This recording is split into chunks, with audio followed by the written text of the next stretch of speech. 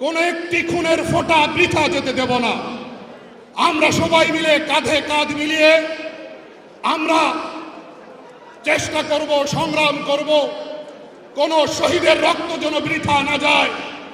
আগামীর বাংলাদেশে যারা শহীদদের রক্তের সাথে বিশ্বাসঘাতকতা করতে আসবে, বিদ্রোহ করতে আসবে, সবাই মিলে আমরা তাদের বিষ দাঁত ভেঙে ফেলবো ইনশাআল্লাহ। তাদের বিষ দাঁত ভেঙে ফেলবো ইনশাআল্লাহ।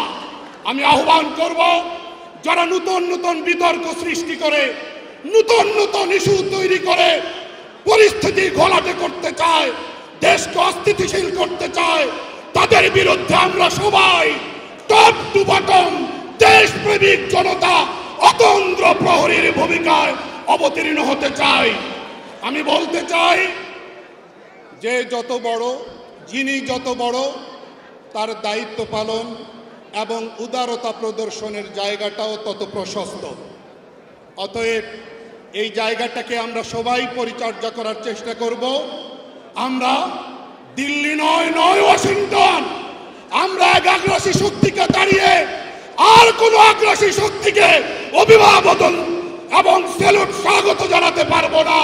আমরা আমাদের স্বাধীনতা সার্বভৌমত্ব রক্ষায় আমাদের সর্বোচ্চ ত্যাগ স্বীকার করতে আমরা প্রস্তুত থাকব।